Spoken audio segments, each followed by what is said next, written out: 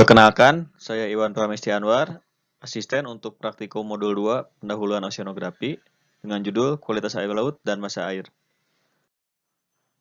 Nah, kualitas air laut itu adalah penilaian terhadap suatu perairan yang didasarkan pada parameter fisika, kimia, dan biologinya. Nah, sementara itu, massa air merupakan badan air yang bersifat unik dengan dicirikannya oleh temperatur, salinitas, radioisotop, dan sifat-sifat fisika kimia lainnya. Nah, biasanya untuk temperatur ini dicirikan dengan diagram TS atau diagram temperatur salinity.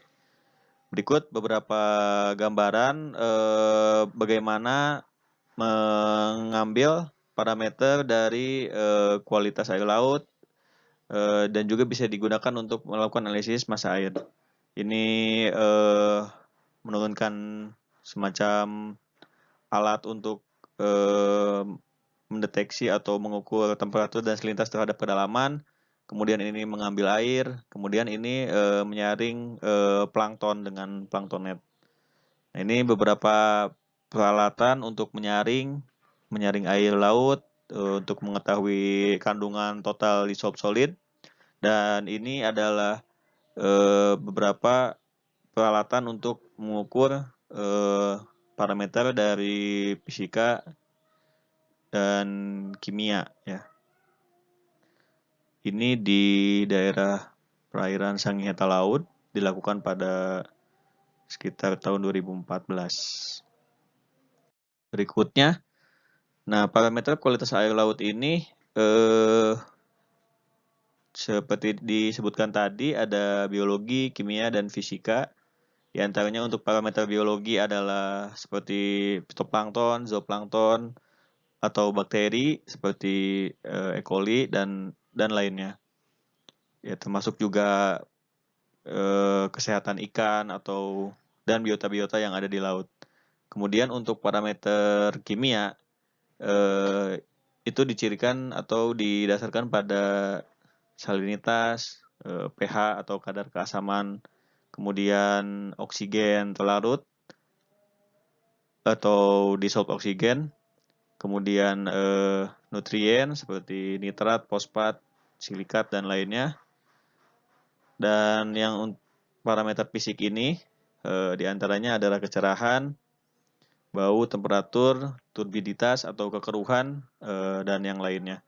Nah, di sini saya memperlihatkan salah dua dari parameter kualitas air laut, yaitu temperatur dan salinitas. Untuk temperatur, ini adalah gambaran temperatur secara spasial di seluruh dunia rata-rata tahunan, diambil dari Tomczak dan Godfrey 2001.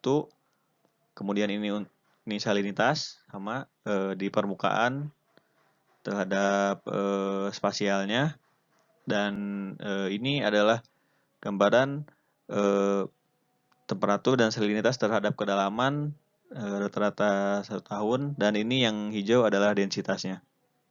Karena densitas merupakan fungsi dari temperatur, salinitas, dan kedalaman. Seperti kita lihat bahwa untuk temperatur, perubahan terhadap arah barat timur seperti tidak terlihat begitu signifikan, namun untuk perubahan arah utara selatan terlihat signifikan. Hal ini dipengaruhi oleh penyinaran matahari. Kemudian untuk salinitas hampir mirip dengan temperatur, namun salinitas lebih dipengaruhi oleh presipitasi dan evaporasi atau penguapan dan hujan. Sementara itu untuk salinitas dan temperatur terhadap kedalaman terjadi perbedaan yang sangat signifikan antara permukaan dan kedalaman, serta adanya garis atau adanya nilai salinitas drop dengan kuat, atau nilai temperatur juga drop dengan kuat. Garis ini untuk nilai temperatur dinamakan daerah thermocline, dan untuk salinitas dinamakan garis atau daerah halocline ya. terjadi pada kedalaman sekitar 100 hingga 200 meter. Selanjutnya, nah ini diagram TS atau temperature salinity. Diagram TS ini merupakan salah satu metode untuk menentukan karakteristik massa air pada suatu perairan. Nah, terus juga itu dengan melihat hubungan antara temperatur dan salinitas, kemudian dilihat densitasnya. Tapi itu bukan cuman plot seperti yang tadi ya, bukan cuman plot temperatur terhadap kedalaman dan salinitas terhadap kedalaman, berbeda. Kemudian salah satu cara untuk membuat diagram TS yaitu dengan menggunakan data hasil pengukuran dari CTD atau conductivity temperature depth. Nah, ini saya coba memperlihatkan, mungkin nanti teman-teman kalau ada waktu bisa dilihat, ditonton. Ini ada ekspedisi Nusa Manggala yang diadakan oleh LIPI pada tahun 2018. Beberapa peneliti dari Oceanografi ITB ikut serta. Itu kita melakukan pengukuran, salah satunya pengukuran CTD di banyak titik di daerah utaranya Papua. Nah, itu ini saya jadikan contoh untuk diagram TS ya, temperature salinity.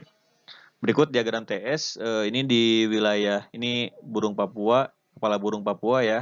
Kemudian ini Pulau Ternate, dan ini perairan laut di utara Papua, kemudian laut Seram di sini. Nah, ini setelah dilakukan plot diagram TS-nya, untuk sumbu X adalah salinity dan untuk sumbu Y adalah potensial temperatur atau temperatur, maka didapat densitas, nilai-nilai densitas di diagram TS ini. Nah, di sini ternyata setelah diidentifikasi ada sekitar ditemukan 6 massa air di wilayah ini, yang ada di wilayah ini. Massa airnya itu berasal dari yang pertama, permukaan ini dari Laut Banda dan Seram dengan rentang densitas 21 sampai 22. Kemudian yang kedua itu ada dari massa air dari Halmahera. Kemudian yang ketiga lebih dalam lagi, dia ada dari South Pacific Subtropical Water. Kemudian yang keempat lebih dalam lagi, dia ada dari North Pacific Equatorial Water. Kemudian yang kelima itu diperkirakan dari South Pacific Intermediate Water, dan yang keenam adalah dari Antarctic Intermediate Water. Nah, beginilah menariknya diagram TS. Jadi kita bisa mengetahui dari mana saja massa air yang mengalir atau yang berada di wilayah yang kita tinjau, seperti itu. Baik, terima kasih. Sekian, selamat siang.